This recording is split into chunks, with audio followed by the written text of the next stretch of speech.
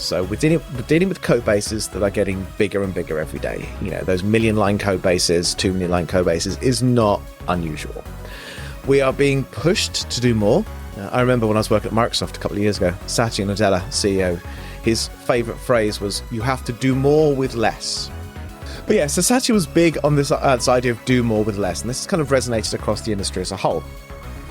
Welcome, friends, to the Modern.NET Show, the premier .NET podcast focusing entirely on the knowledge, tools, and frameworks that all .NET developers should have in their toolbox.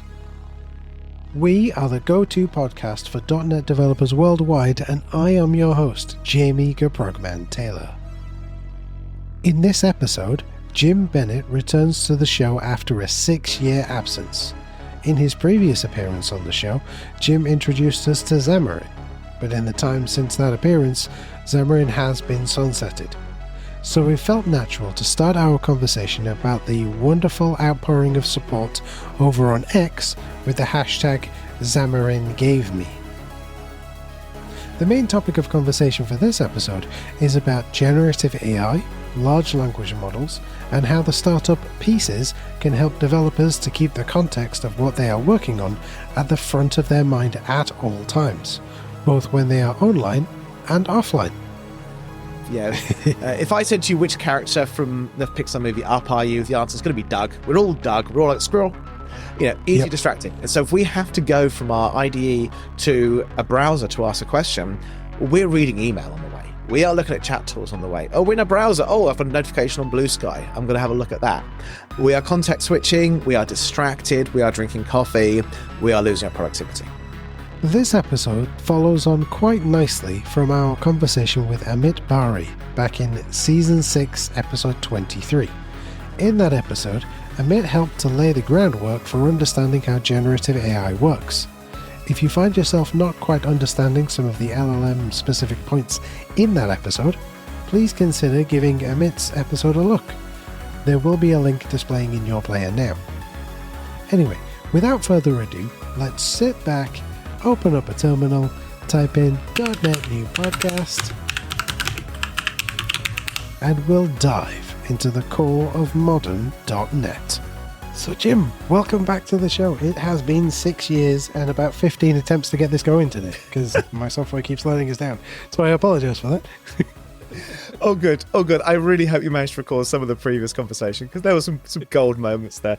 But yes, for all you folks listening, this has been a mission. We're like 40 minutes into the recording and technology has been fighting with us every step of the way. Absolutely. But it's great to be back on the show. I know it's been 6 years since I was last on. It's great to be back on the show. I think I mentioned to you earlier as well, the fact that you're still going after 6 years, and I certainly wasn't the first guest, is a testament as to how great this show is. Thank you very much. Thank you very much. It's all down to the guests. It's what I keep saying to people. It's not me. I just sit here and ask questions and learn loads. It's you're the guests that make this show what it is. So, we're recording this November 27th, 2024. We're right around the corner from Thanksgiving in the US. We're both Brits, but I'm thankful to you and I'm thankful to all the guests for making the show what it is. Yeah, so I'm thankful for you for kind of giving me this opportunity to come here. And, well, we've been laughing for the past 40 minutes as we fight with technology, and it's so much fun. Really appreciate you. Thank you. Hey, no worries. I appreciate you. So, so you were last on the show talking about Xamarin, episode 20 back in the day. And we were doing a little bit of a talk in a previous version of this recording.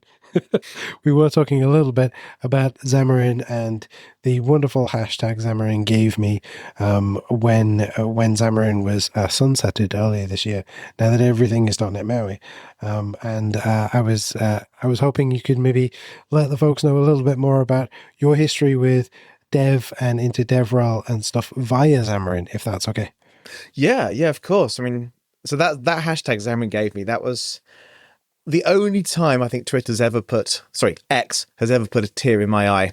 It was a load of Xamarin community folks just reminiscing about what we've all achieved thanks to Xamarin. And really, Xamarin gave me a career in developer relations. The very first meetup I ever spoke at was the .NET Xamarin meetup in Birmingham in the UK, run by Dave Evans. And it's because of Xamarin. I've been working for many, many years doing development, a lot of front-end development, working in banks, sick of the banking culture, wanted to take some time out and convert from working from a taking organization to a giving organization. So I focused a lot on community, and I wanted a technology to learn to contribute to community to. And Xamarin was that technology. It was just, I could take my C# skills. I've been a C# dev for years. I could build mobile apps for iOS and Android. I was a big Mac user, and it was just phenomenal. So just be able to be a part of that community was brilliant. I think we all came together over a love of what Xamarin could have achieved and a shared experience of just the bugs along the way. You know, it was a startup, it was trying to do great things, had a few issues, and we all bonded together over this. Oh my God, this Xamarin thing is terrible. And I think the reason we got so passionate about it is because we love the technology. It's kind of this love and hate being two sides of the same coin type idea. But yeah, Xamarin really got me to where I am now. I started off with meetup groups, conferences. I wrote a book on it. I started working for Microsoft as a Xamarin advocate. And as I was saying to you earlier, my office is, I don't want to say a shrine to Xamarin, because that might make me sound a bit weirder than I actually am. I mean, it's a shrine to Star Wars Lego. I don't deny that. But I have Xamarin memorabilia in my office that just reminds me of those days. I've got the cover of the book I wrote on my wall. I have a Xamagon. I was in Microsoft flew me to Vietnam to speak at a Xamarin Experts Day. And they had these big Xamagons, which are like these hexagons with the Xamarin X logo on it. I have one of those up on my wall. I have all the Xamarin monkeys. So the folks who invented Xamarin were obsessed with monkeys. They've seemed to have named all their companies of corruptions of monkey names. I mean, Xamarin comes from the tamarin monkey. They started with Simian from the simian monkey. And so I've got a whole lot of Xamarin monkeys on my shelf. I've got my Xamarin University Xamagon on my shelf. I've got my Xamarin MVP mug up on my shelf. So just having that memorabilia around just keeps reminding me constantly of the community that I was a part of that got me where I am, and just grounds me in the fact that everything we do in the community, we are doing to support those people who are trying to build with technology. And it's like, how can I help you with this amazing technology? So it's seeing that outpouring of love was very, very moving. Seeing the names of folks I hadn't spoken to for years just appearing, saying, yeah, Xamarin gave me this. And a lot of it was Xamarin gave me friends, Xamarin gave me community.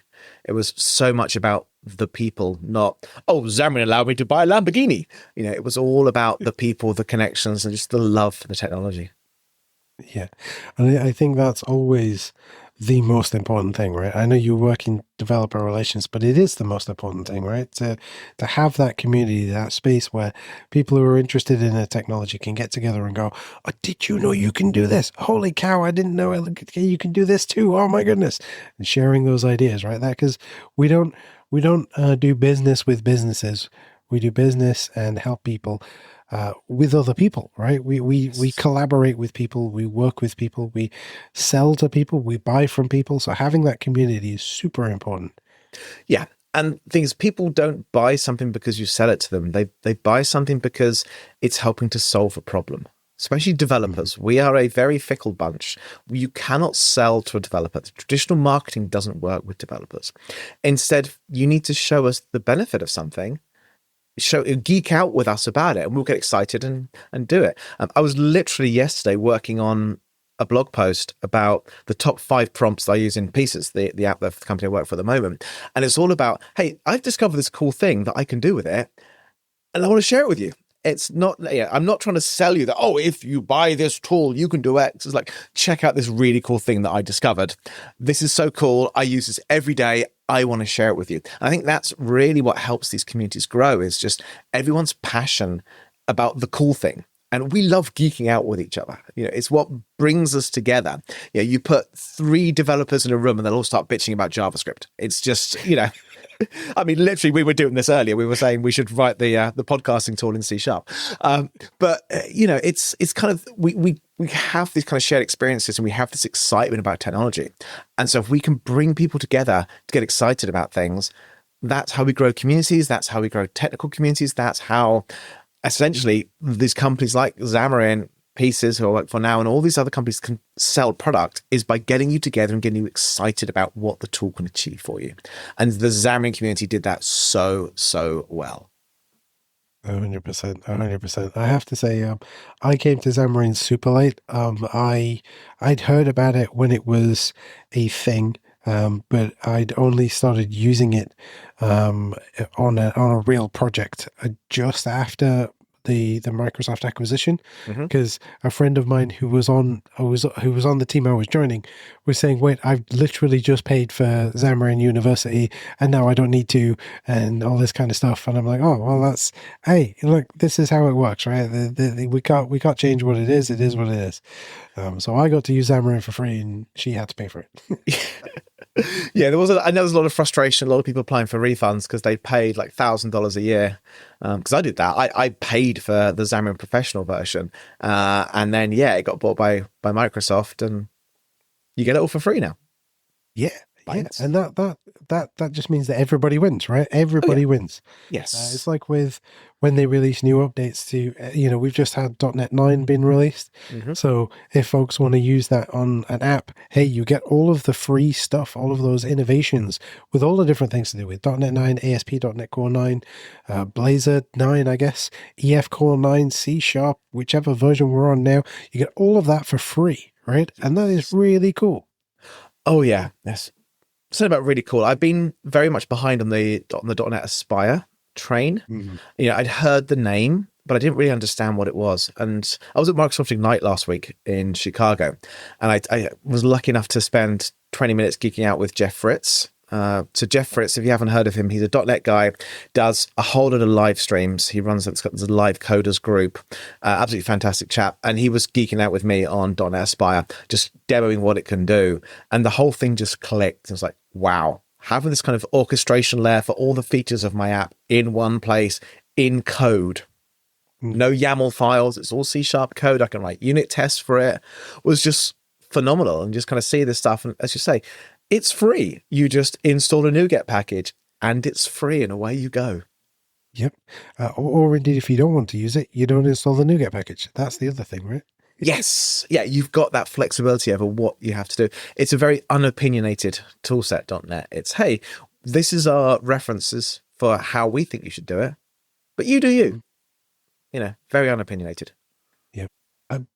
I feel like this is the worst segue ever, but speaking of unopinionated, let's talk about pieces and LLMs and SLMs and running things locally and things like that.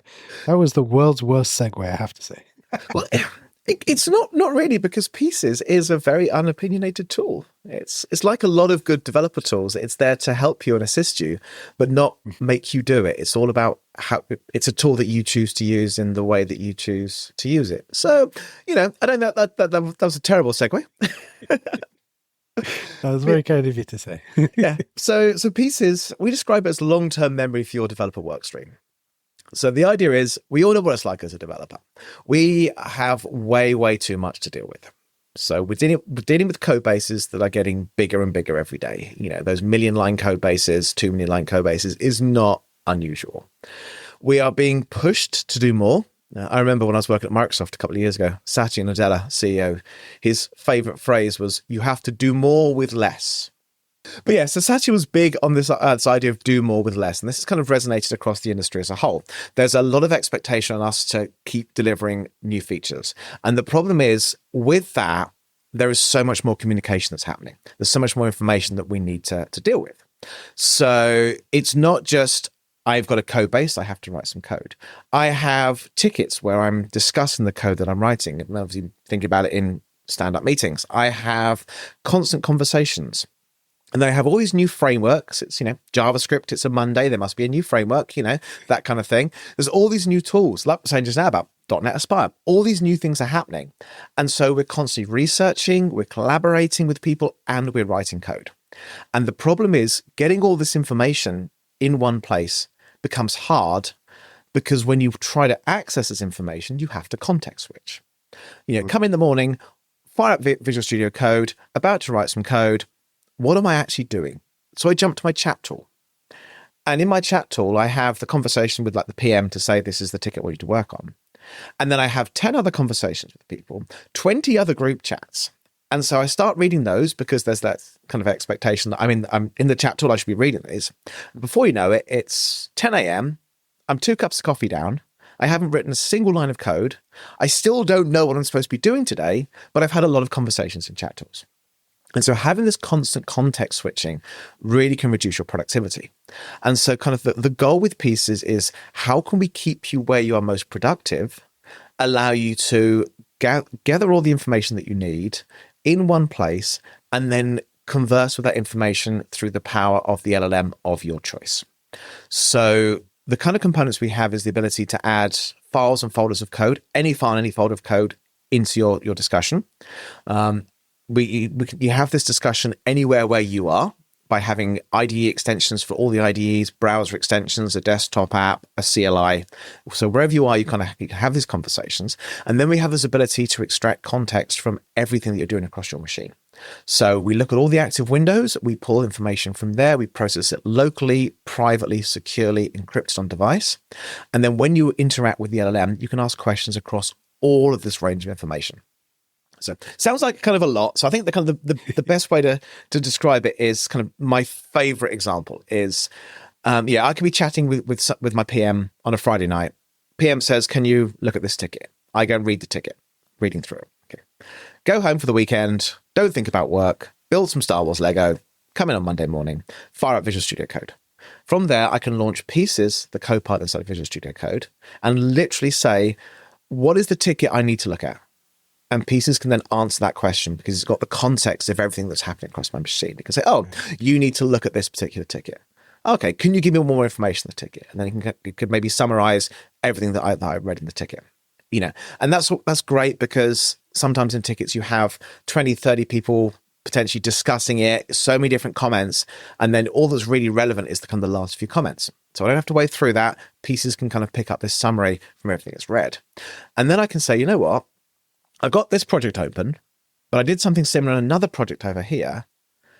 Let me add that other project into my Pieces discussion and say, "Hey, I did something similar in this project. How do I do it?" And then have Pieces find the code for me.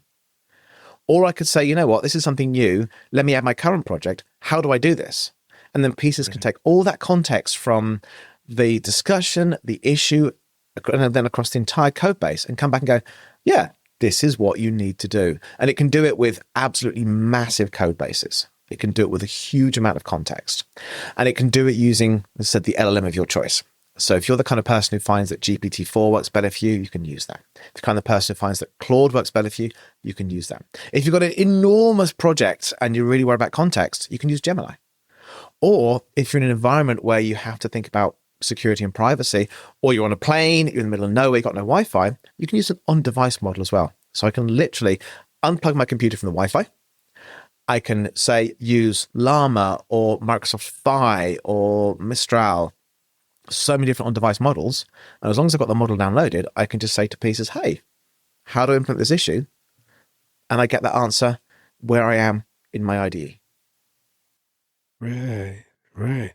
That last part about being completely disconnected is absolutely amazing because I've been using Ollama recently to run a whole bunch of models locally and just experimenting with them. Hey, what can I do with this? How can I do that? How do I communicate with it? I built a whole bunch of apps that have this abstraction layer of, because I've intentionally put the abstraction layer in for similar reasons, right? If I just want to do local stuff, go through the abstraction layer, maybe an interface, talk to Ollama, and then I can swap it out for maybe GPT, maybe Claude, maybe whatever, right? Through this other thing with supply an API key and things like that. So that being able to do it on device for me is brilliant because whilst I don't have the world's most powerful supercomputer, we're recording this only a few weeks after the M4 Mini has been released, which I think powerful performance is probably the world's most powerful computer you can buy for the cost because it is tiny, 4 watts of back, you just idle power and look at what it can do. Anyway, I've gone way past the topic there. What's great about my Mac M2 Air is I can do Ollama locally. It's not the fastest at doing it, but I can still do it. Which means that, like you said, if I'm disconnected, if I'm on a train, if I'm on a plane, if I'm just sitting at home and just doing something that I don't want to use all my tokens for one of the AI services, I can just do it locally. So being able to do stuff locally is super, super interesting to me. Especially when we think about AI governance. So AI governance is a massive thing that CTOs, CIOs, CSOs, CISOs, all those kind of folks with C's in their name, they are thinking about AI governance. And they're thinking around intellectual property. What are my folks allowed to do? What are they not allowed to do? And a lot of that comes down to kind of the AI choice. And I was actually chatting with a couple of large organizations at a conference the other day. So one was a massive financial services company based in the US. Another is a global technology company. And they're saying that their AI governance rules allow them to use on-device models only. They're not allowed to use ChatGPT. They're not allowed to use Claude. They can only use on-device models. And this is literally mandated at a company level. So how can you use a lot of these really flashy IDEs with AI capabilities where they're using a model somewhere in the cloud that your AI governance does not give you permission to use?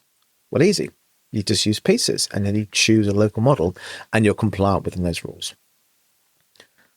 So AI governance is something we're thinking about a lot in everything we do.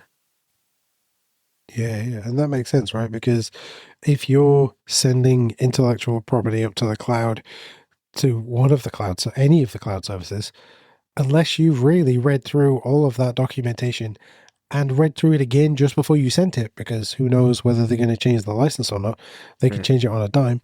You don't know what they're going to do with that information, if they're going to do anything with it. I know that Apple has some deal at the moment with OpenAI for their on-device Apple Intelligence stuff. If Apple Intelligence can't figure it out, it will offer to send it up to ChatGPT. And they're saying that they've got a bunch of security things in place, but I don't know what I'm just going to assume that Apple are telling me the truth. I don't know. And so, yeah, from a governance point of view, from an intellectual property point of view, sending it up to the cloud to be processed, yes, okay, it might be faster, but you don't know what's happening with that data. Yes. And obviously there's some situations where it's corporate IP. If that did get used to train a model, bad, not end of the world. But then you have things like government data. If you're actually working for a government or health data, suddenly that feels a bit more unpleasant.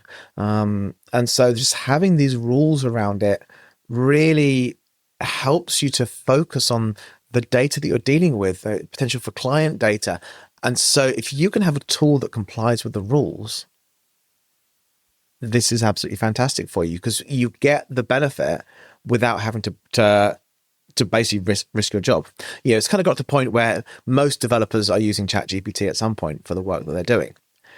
And if you have a group of developers, I think we're talking earlier about if developers love to geek out on things. So you're hanging out with your developer mates and they're going, ChatGPT does this, ChatGPT does this, Claude help me do this. And you're there going, I'm not allowed to use that. You're going to feel left out. And so with a tool like Pieces, you can say, yeah, of course, we can, hey, CTO, this is purely on device. Look, we can even put a firewall in to make sure that this app is not talking there's not actually talking back to Pieces apart from the kind of initial login account management type thing. Bang, I want to use this all on device. And hey presto, you're compliant with the rules. Yeah.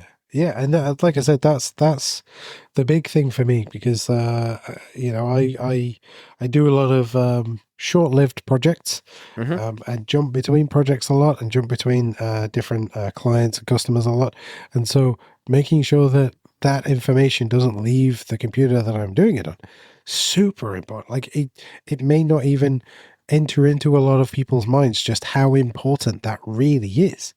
And so I guess that's one of the things, that separates Pieces from, say, GitHub Copilot, right? Because I don't know what's happening with Copilot. I open some code, the GitHub Copilot sits there and says, cool, I can answer your questions about this code base. So it's definitely going somewhere, but because it's not running on my machine. So where's it going? So I like the idea of being able to do that locally because that's super important. Yeah, I mean, obviously you have to have a reasonable machine to do this. If you've got an older PC without any form of acceleration, then you're not going to have the best experience. All the Apple Silicon devices works beautifully, and obviously if you've got a device that's got a good GPU then yes, you will get that benefit. But the thing is, this is what's starting to happen. We're starting to get this trend where most machines these days are thinking about AI. If you buy a brand new machine, unless it's the really cheap ones that they buy for schools, most of these machines nowadays have got some form of AI acceleration built in. They understand that's the need. With Microsoft pushing like Copilot Plus, Intel with their core NPU devices. We think about the rise of like Qualcomm Snapdragon ARM devices with NPUs, and obviously all the Apple Silicon with the NPUs built in. It's the future. Every single machine you buy and going forward is going to have AI acceleration. Where we went from a chip that was just your CPU and then a separate graphics card to on-device graphics to now you've got powerful GPUs on silicon with the processor. We're going to get powerful NPUs on processors as well. And then these abstraction layers like Olama and all these other different abstraction layers, they're going to slowly build out all these capabilities. It's just going to work. Whatever device you buy with whatever GPU, NPU, it's just going to work with our acceleration because that's the place we're getting to. Whether it's going through OpenVINO on Intel, whether it's going through CUDA on NVIDIA, whether it's going through Metal on Apple Silicon, it's just going to work and everything's going to be faster and faster and faster. And so, yes, right now we have customers saying, yeah, this on-device models are too slow because my hardware is cheap, but we're kind of that start of the curve thing. In 3, 4, 5 years' time, it's going to be a much less of an issue because the number of people who have a machine that can't support on-device models is going to be drastically lower. Yeah, absolutely. And I would always assume that devs tend to want the super powerful machine anyway. So I would assume that a lot of devs will be running machines that are way powerful and able to do local large language models or small language models stuff. So I would assume that a lot of devs are able to do. I would make the again, I'm saying assume too much, right? And we know what happens when you make an assumption. But what I'm assuming is most of the people in a business will likely have those cheaper machines so that then the devs and the designers and the people who need the virtual horsepower will probably have machines already that can do this, right? Like I said, I've got a Mac M2 Air and I can do all this. Oh, yeah. Yeah. And think obviously with the Windows desktop machines, you wonder if there'll be less of that because if you're a dev and you're saying, I need this really fancy GPU on my machine, there's going to be what's the business case for it? Are you trying to play games on it?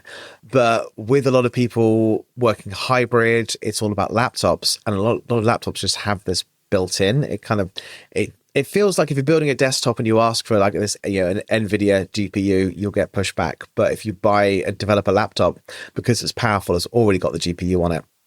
So your machine is likely to have that capability already.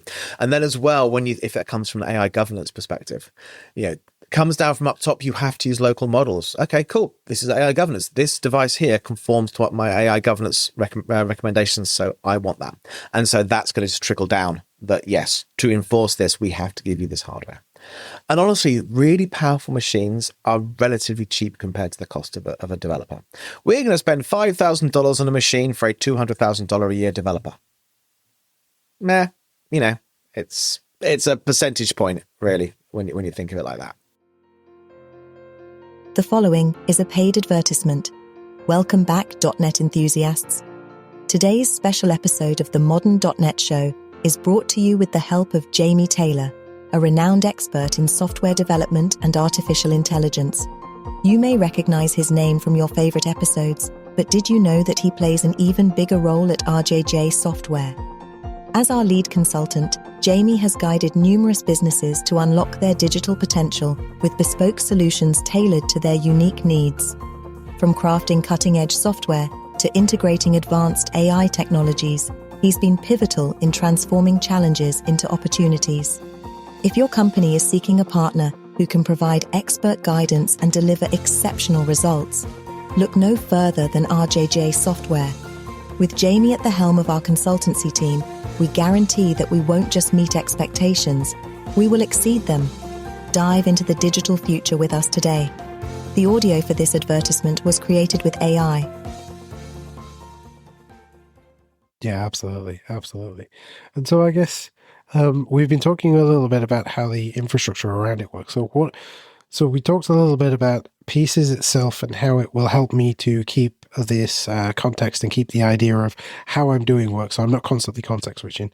So how does that, without giving away the secret sauce, I guess, how does that all work? We've talked a lot about local language models recently, just those two just now, and obviously we've both said, hey, you can use Claude, you can use GPT, you can use whatever. So how does all of that sort of tie together? If I'm coming to pieces brand new, what's my experience and what am I going to be doing to set it all up? So once you turn it on, it just sits there and works. So Pieces has got kind of two components. One component we call Pieces OS. It's not really an operating system, but it's kind of an OS level tool. It just sits there in the background. And then we have the front ends that you use to interact with that, whether that's our desktop app, whether it's an extension inside Visual Studio Code, Visual Studio, your JetBrains IDE of choice, Sublime, NeoVim, Obsidian, your browser, wherever you are, we've got a kind of extension that talks to Pieces OS. And what Pieces OS is doing is it's running OCR across the active windows on your machine. So we're trying to think what is relevant to the work that you're doing. It's designed to run on your developer machine.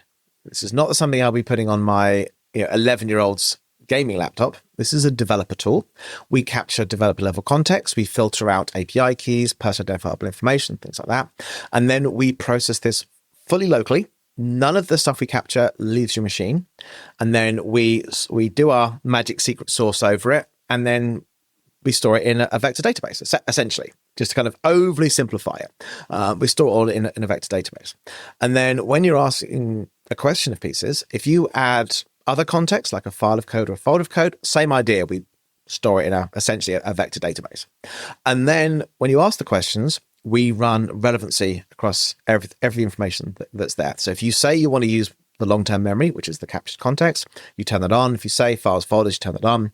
And then we will then take the question, use our proprietary on-device models to work out what is relevant to that question. And then all that gets packaged up and then sent to the LLM of your choice. So anything we capture on device will only ever leave your machine if you ask a question of a cloud-based LLM. And in that case, the only thing we send is what we think is relevant to that conversation. So if I ask a question, I was chatting with Savo, our CEO, about an issue the other day. Can you describe the issue? What it's going to do is it's going to just take the conversation I had with Savo, the details from there. If that's got a URL in it, it'll take that URL, use that to look up what it read from that URL, and then just pull that information. And that's all that's going to be sent to the LLM along with the question I'm asking. It's not going to send conversations that I'm having with other people. It's not going to send unrelated issues. It's not going to send code. It's not going to send documentation. Nothing like that. It just sends what is relevant up to the LLM of choice. And obviously, this is capturing what's on your machine. And there are times when you're doing things on your machine that you wouldn't necessarily want captured. So if you're like an engineering manager, if you're writing up performance reviews, and you might want a certain amount of privacy. So for that, you just turn it off. Or I've got an hour meeting. I'm going to be capturing notes during this meeting. I don't want those captured. Turn it off for an hour. And then it kind of kicks back in. So there's a lot of magic there. We've got some super smart AI and machine learning folks. A lot of folks have literally could have been studying this very recently, so they're up to date with some of the latest technologies, and they're kind of throwing their very academic expertise into building these out. So there's a lot of really cool stuff we're doing in terms of the relevancy to pick the right information for you. So a lot of magic there, but the oversimplified version is you think about a vector database having kind of semantic search. We kind of pile it in there, do a semantic search to pull out what we think is relevant, send that in the system prompt to the LLM. Right. Yeah. And that totally makes sense. And it feels like it would be, how do I put it? I can't think of the best way to put it without trying to sell Pieces to the people who are listening, because obviously it's not my job to do it. But like being able to pull that context out. Like I've been in meetings where I literally take handwritten notes, right? For the people who are listening in, I've got one of those remarkable paper pros, and I've been scribbling down notes as Jim and I have been talking. And that's so that then I can remind myself, hey, tell Mark the editor to do this bit, or this bit's really important, or, this is really cool. I want to check this bit out. Like, you said there was a NeoVim extension. I'm like, cool.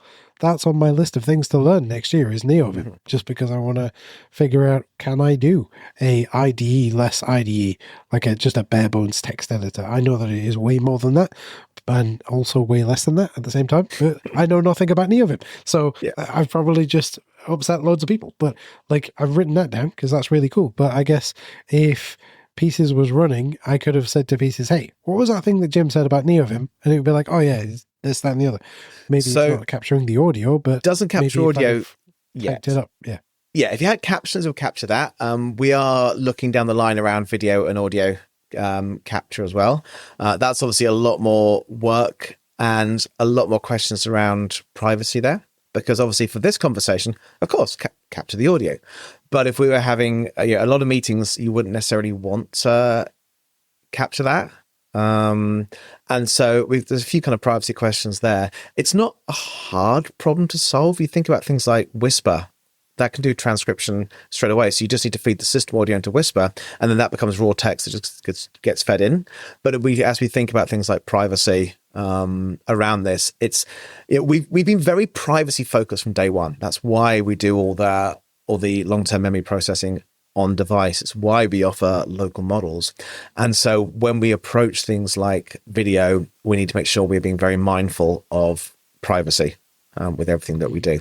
And there are just some people who like to have Star Wars on the background while they're working, and we don't want to be capturing that. So how do we make sure we have the kind of allow lists, deny lists in place so that we're not capturing that? I mean, I listen to Lo-Fi Girl. I don't know if you've ever seen that, the YouTube channel. And there's a Lo-Fi Girl that's just been released based off a video game that I like, Life is Strange Double Exposure. And that's got talking going on. And I don't want to jump into Pieces and have it mention, something about one of the characters from that game, because that gets mentioned in the Lo-Fi Girls. Yeah, so there's a lot of kind of considerations around how we do that in the most effective way. So it's coming. We've publicly announced on our roadmap that is something we are looking at. A great example would be you're watching a YouTube video, and I want to learn this technology. Watching a YouTube video, we're already capturing any text that appears. So if someone puts a screenshot code up, we're capturing that. But then how can you ask deeper questions of, based off the video I was just watching, how can I implement that in this code base? And then once we've got that transcription in place, all that will just fall out, because we've got these capabilities already built into Pieces. And so it's definitely something that we want to do. We're just making sure that we build it out right. And we are a startup. We are a small number of people. So there's a million things we can do.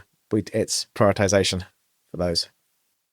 That makes sense, right? We were talking earlier on about if a single, like a solo developer is working on something open source, they tend to implement the whiz bang, this is an awesome feature I want, rather than thinking about usability and perhaps privacy and things like that.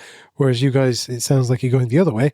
Like, we want to implement this whiz bang feature, but how do we get there safely and securely, and making sure that people's stuff is locked away, or how do we not include these things? Like you were saying, right? You don't want to have Lo-Fi Girl included in your transcript of the meeting you were having or of the work that you were doing. Yeah, totally makes sense.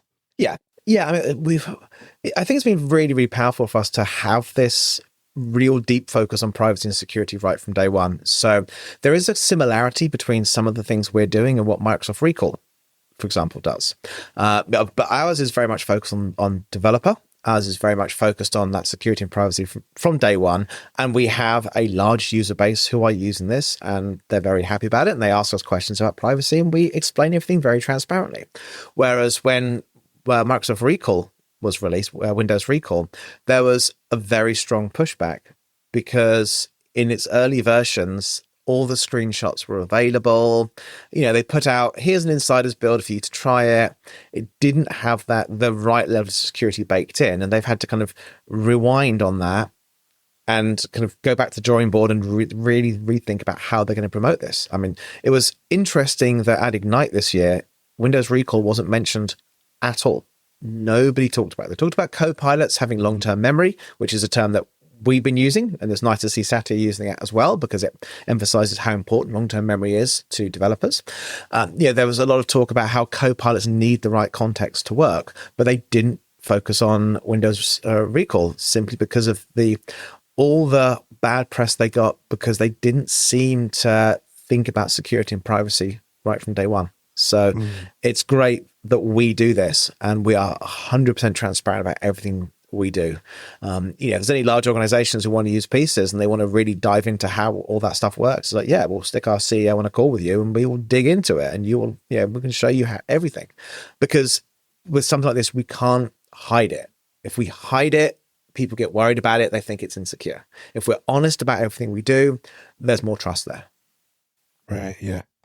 Yeah. You go from who are these to being the trustworthy, trustworthy supplier, right? You can then say, no, I trust this because they've been open and they've talked about X, Y, and Z. That's not to say that Microsoft weren't open. I feel like perhaps they were a little bit too open by saying, hey, this is the screenshots folder. This is where it lives, which was... I get why they did it, but obviously then I'm then worrying, wait, if I have this on a machine and someone gets onto my machine, all right, they've got to get onto the machine, but if they get onto the machine, they can see that folder. Yes. Not great. Or suboptimal, I will say, but that's my own personal opinion. And I'm not saying neither of us work for Microsoft. We're just two people having a chat about some stuff. Yeah. Oh, yeah. And we do have the ability to save the screenshots as a debug flag, because obviously we use that internally for testing, but we don't save screenshots. If you wanted to see what was being captured, then yes, we could turn that on for you. You could see the screenshots out of a research perspective, but we don't save screenshots. It's all done. We just capture it in memory, run OCR over it, and we use the OS level OCR as well, so that way it's nothing really leaves the OS. It's not like we can't send it to us to process it. It's all done on device. It's all very, very secure and private. We don't want to have this lying around. The context we save into the vector database is encrypted. So, yes, you could probably hack us and get our encryption keys and decrypt it. But if you're doing that level of stuff anyway, then there's probably easier ways you can capture the information. It's like the old joke, the old comment that it's really easy to get someone's password. Yes, you could try hacking them, or you could literally go up to them and point a weapon at them and say, give me your password. Nothing is infallible. So you've got to make it difficult enough. And I think we have got to the point where if somebody can get this information off your device and unencrypt it, you've got bigger problems than just having this information encrypted inside pieces. Absolutely. And so I guess, is pieces, we said earlier on, you said you can open up your chat app, say it's Teams, say it's Slack, whatever. You could be having a conversation. We can pull that in to pieces and that can be added to our context, I think, or long-term memory might be the better phrase.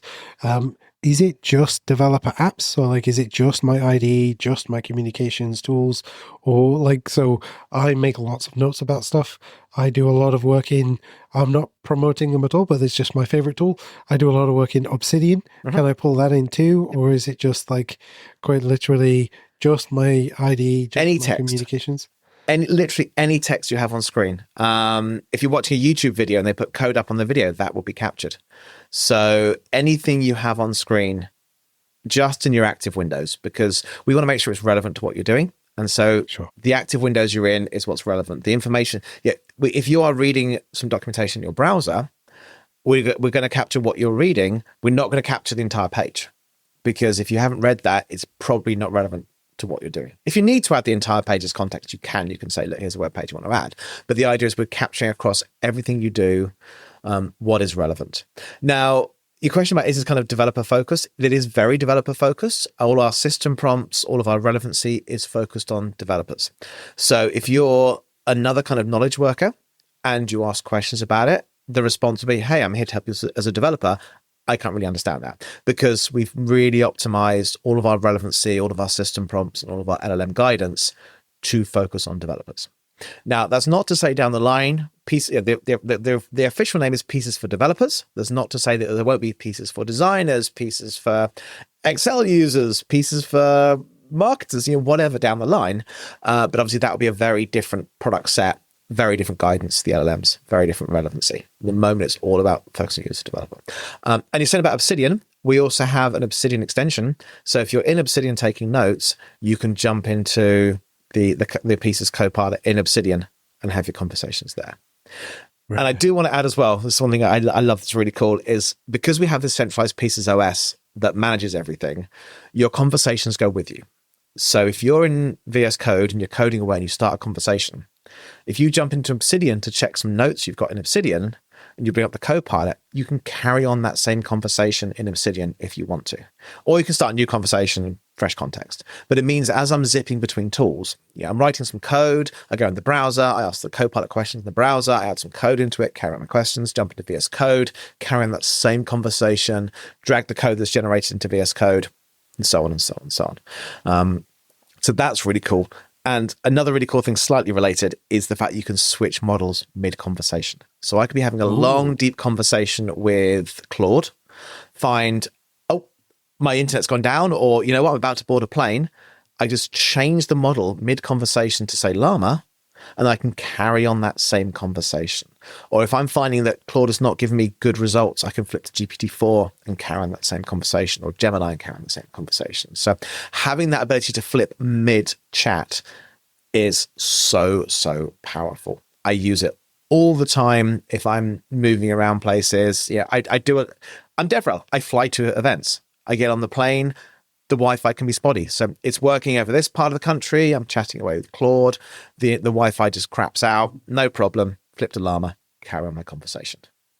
Very powerful feature.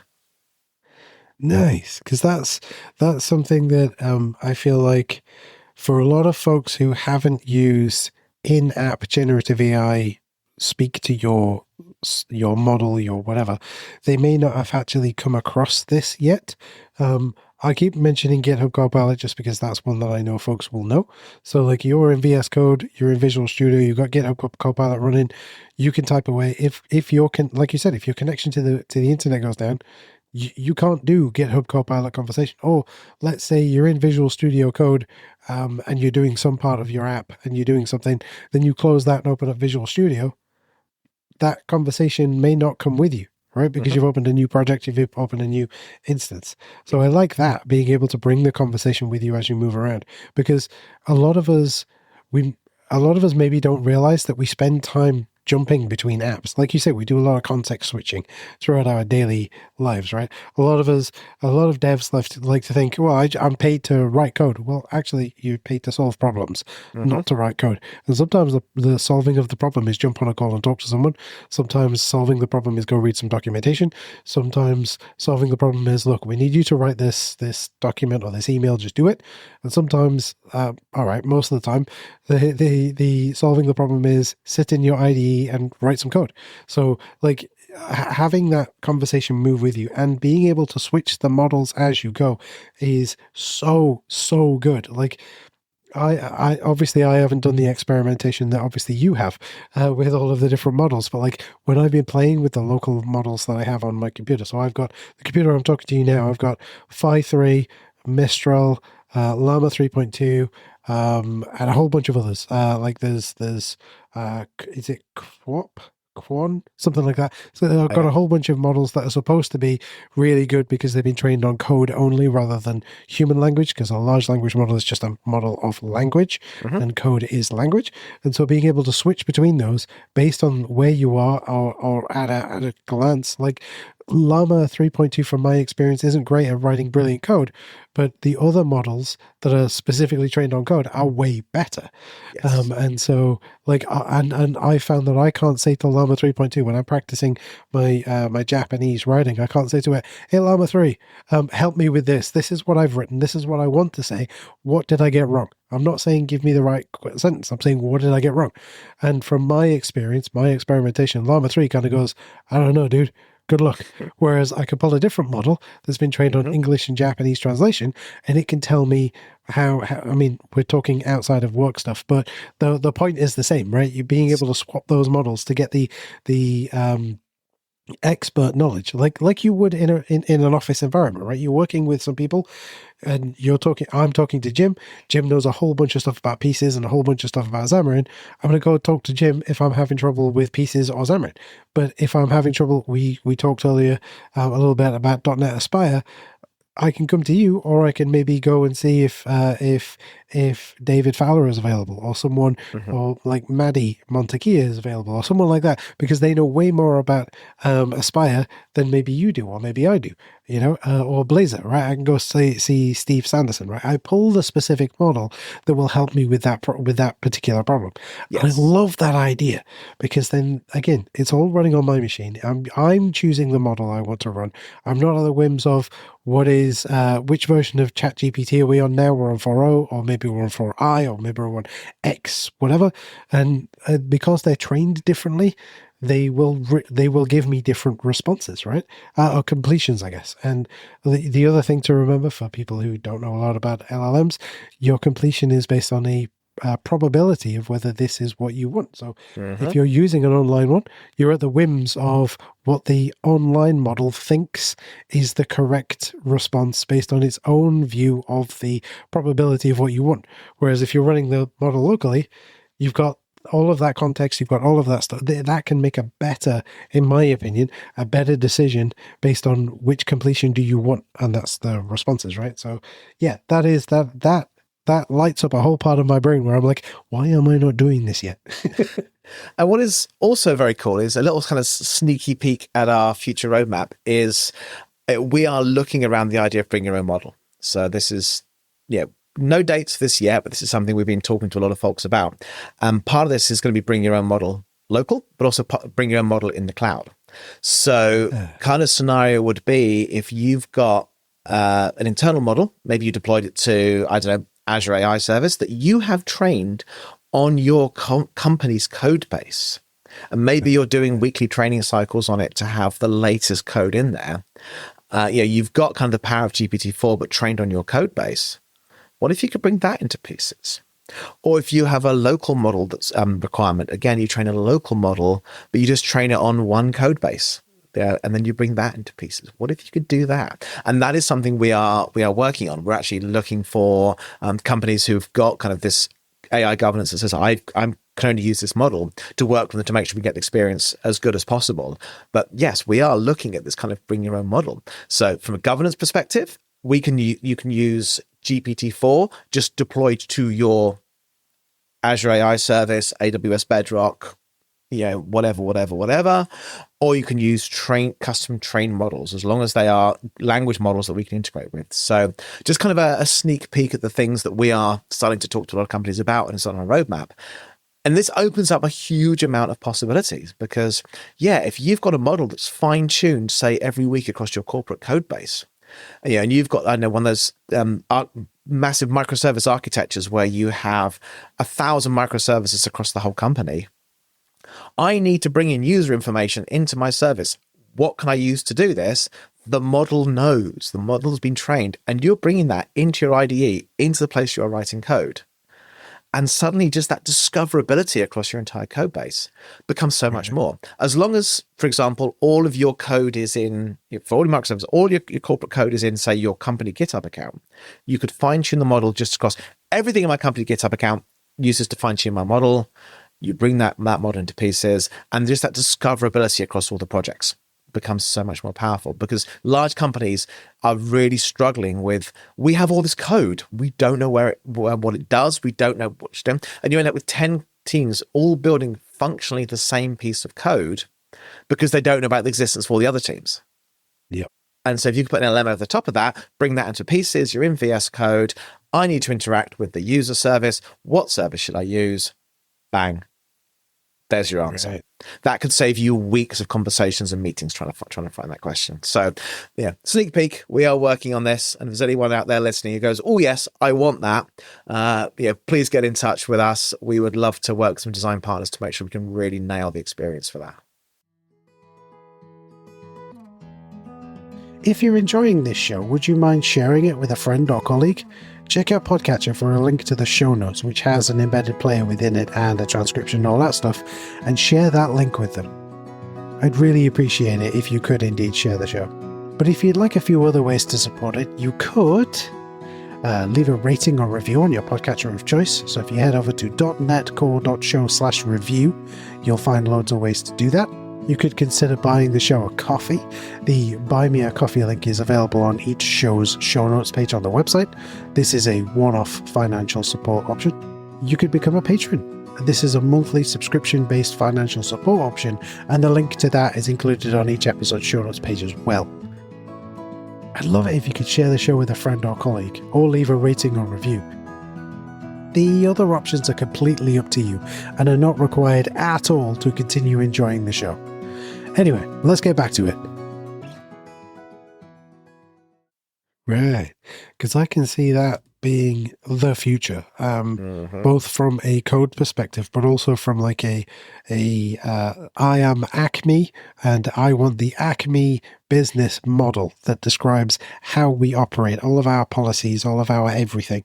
And then I can pull up the Acme model and say, hey, I need to book some time off. Who do I need to speak to? Or how do I do that? Or, this has happened. How do I deal with that? And I feel like that's probably the next evolution for sort of business services, to be able to actually say, how do I, and I'm sure I never claim to have thought of anything new myself.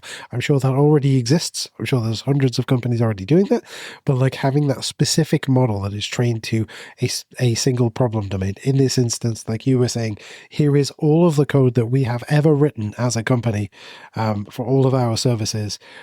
Which library do I need? There you go. Which library do I need to do RGB to hex conversion that we've written, that maybe I don't want to pull some public code because maybe I have to do a full security analysis on that because I'm pulling in some unknown third-party code, but I know someone in another department has written some code. Instead of going and finding that person because maybe they're on vacation, I can go, hey, company LLM, code-based LLM.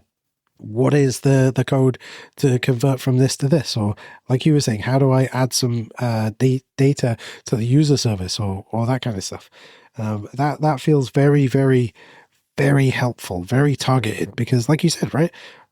And even if you don't include shadow IT, just like we have 12 different development teams, like that in itself, to me, I can't even think of how you manage one development team. So if you've got 10, 12, 20 different teams all doing different things, how is that manageable? AI, that's how. Yes. Yeah, I mean, there was a company we were chatting to, kind of unrelated conversations, but basically they were saying they have 10,000 developers. And you think 10,000, and this isn't a huge company. I mean, I hate to think how many developers Microsoft has got. You think maybe 50,000 developers, if not more. And they're all working on all these different systems. And there's set coding standards, there's tools to access other tools, The only way you can deal with that amount of unstructured data is AI. And so if you could reduce that worry of what the hell are we of all these people doing, I don't understand all this code, I need something, you just put an AI over it, and then bring that into the tools of developers using every single day. We don't have to context switch anymore. It kind of goes right back to that very first example I gave of I'm in VS Code, what's the bug I should be looking at? What's the issue I should be looking at? We need to integrate with the user microservice. What is the user microservice? Oh, it's in this piece of code here. What's the API for it? Here it is here. And you haven't left your ID. You haven't had to have a meeting. You haven't to, you can even say, who was the last person who contributed to this code? Okay, bang, it was this person. Right. So if I have questions, I now know exactly who to go to. I'm not doing the ask. I mean, I used to work in the banking sector and, I need to interface with this system over here. I've got an example code, but I'm missing some data. Who do I need to speak to? Well, I speak to this person who tell me to speak to this person, tell me to speak to this person, tell me to speak to this person doesn't work for the company anymore. So I find out who was this person's manager, who's the replacement. And you end up spending a week literally going round and round in circles to find the one person who can say, the field is called this. Right. Imagine how much more productive I could be if I could just say, what is the field for this? It gives me the answer and I carry on. Do more with less. I can keep doing more. I can keep delivering more. So all this comes back to the same idea of we want to leave you focused in what you're doing, bring all the information that you need into one place, and then allow you to be productive and build the code. And as with any AI tool, it is a co-pilot, not an autopilot. So it writes the code that it can write, so you can write the code that only you can write. Yep. Yeah, because that's something that I really appreciate about the way that Microsoft are sort of branding their stuff. It's Copilot. It's giving you the information. You are the pilot flying the plane. The Copilot is helping you figure out all of the information. Because I don't know if anyone listening, I know that Cliff will have done because he is a pilot. Yeah. Anyone listening, if you've ever been in the I want to say cockpit, I don't know if that's still the term, but the front bit of the plane where the pilot sits and the co-pilot sits, there's like a million different dials and gauges and buttons and lights and switches, and that's why there is a co-pilot, because you literally cannot read it all. And so the co-pilot will give you information. You can then make the decision to say, actually, this isn't actually what I want, or that's not quite right, I'm going to try this, or I'm going to change it to this. That's fantastic. I love that. Yeah, and the other thing as well is you compare like a Copilot in your IDE to go into like chatgpt.com, for example. Yeah, the Copilot is in that office at the front of the plane with the big windows. They're not hanging out in the back drinking coffee. And I kind of equate, if you have to go to chatgpt.com or another website to ask questions, that's like the pilot having to leave the front of the plane, walk to the back of the plane, and then ask the Copilot who's hanging out drinking coffee a question. No, the Copilot should be there right next to you, which is why I love the fact that the Pieces Copilot is with you across all of your tools. Doesn't matter what you're in, the Copilot is sitting next to you, looking at all the knobs and dials, looking at the flashy lights, whatever, and is there to help you. You don't have to leave what you're doing and go somewhere else. And again, because let's be honest, we are easily distracted. If I said to you, which character from the Pixar movie Up are you, the answer is going to be Doug. We're all Doug. We're all like squirrel. Easy distracted. And so if we have to go from our IDE to a browser to ask a question, we're reading email on the way. We are looking at chat tools on the way. Oh, we're in a browser. Oh, I've got a notification on Blue Sky. I'm going to have a look at that. We are context switching. We are distracted. We are drinking coffee. We are losing our productivity. Same as the pilot's going to go to the back of the plane. Someone's going to ask the pilot a question on the way. They're going to be distracted. So having that co-pilot with you really helps to keep you in place, avoid those distractions. You'll be a lot more productive, and then maybe schedule half an hour at the end of the day to catch up with all your chat messages when you finish writing code. So. Awesome. I really do like that. I like having that Copilot as close to where I'm working as possible. It makes sense, right? You don't want to walk to the back of the plane. If you're writing the code, you don't need to be walking to the other side of the building to find something out. Physically, literally, metaphorically, whatever. You don't need that. Excellent. So I wonder, we're running out of time, so because I know you've got other things to do, and I don't want to be pressing up on you too much. But I wonder, just real quick, is there like a elevator pitch that you can maybe think of? If there is one specifically for .NET devs, there may not be, but or just for devs, like get pieces because. ... I mean, it's even for .NET devs, for any developer, get pieces, because with the power of its long-term memory and the ability to bring any context you want into a conversation, you can interact with the LLM of your choice where you are, get the information you need based off the information that you want to provide, and not be distracted, not lose out on your focus because you're context switching. So it doesn't matter what you're doing, the work you're doing in collaboration tools, research in your browser, the code that you're writing, you can bring all that context into one conversation where you are. And it's free. Even better. Yes. We are currently burning through VC funding. So Pieces is currently free. We're not looking to charge at least for another 3, 4, 5 months, if not more. So it's currently free with free access to all the LLMs. So awesome. We could $3.99, as some of the folks on the team like to say. It doesn't get any cheaper than that. So that's genuinely awesome too. Because so we were saying earlier on about if folks are perhaps concerned about how it all works, they can get in touch and get a demo and talk to maybe yourself, maybe whomever about that, and maybe they could include their CISOs, their C-suite people, and people who are deeply concerned about the governance and where the information is going and how it's processed. They could get those people involved in that. So that's even better, right? Because like I said, currently, if I'm using a public Copilot, a public LLM that is hosted on the cloud, unless I've read the EULA just before I send the prompt, they could have changed it. And if I've not fully understood it, what am I doing with this information? That's awesome. So yeah, I said we want to be that transparent. So yeah, any companies that are thinking about pieces, we will gladly put our chief AI officer or our CEO down in a call with the CIO, CISO, whoever is relevant, and we'll just transparently go through all the details with you, because we've been trying to be as transparent as possible right from the start around everything that we're doing. Amazing. Okay then. So let's say folks are listening in, they want to learn more about pieces, they want to learn a little bit more about you, maybe read the blog posts, see the videos and stuff that you're putting out there. Where's the best place for folks to go for all of that? So our main website is pieces.app. So that's the place to go. I presume you get a link to that in the show notes. You can download from there. That's got links to all our documentation, all our blogs. We have a Discord server as well, which is a really good place to reach out and chat. Pieces.app/Discord will take you directly there. And then in there, you can ask any question you want, and we can kind of connect you with the right people. Amazing. And we're all over social at Get Pieces. So on X we Get Pieces, on Blue Sky we Get Pieces. So if on YouTube, I think we Get Pieces as well. So again, that's all links from pieces.app. So yeah, come and hang out with us on social. We run a lot of live Discord events. We have some fun events going. So if you want to have your GitHub profile roasted by our team with the help of Pieces, we do things like that. We're doing some silly game nights. And plus we have some great conversations going on the Discord as well. We talk about Pieces, AI in general, I think, and other kind of relevant topics. So come hang out on Discord. It's a fun place to be. Awesome. I will ask this. We'll delete it from the recording if you want. When are Pieces going to come and do some conferences here in the UK? Because I've seen all of y'all's colleagues are all in the US. So not conferences. I will be doing a Pieces talk at .NET North. Ooh.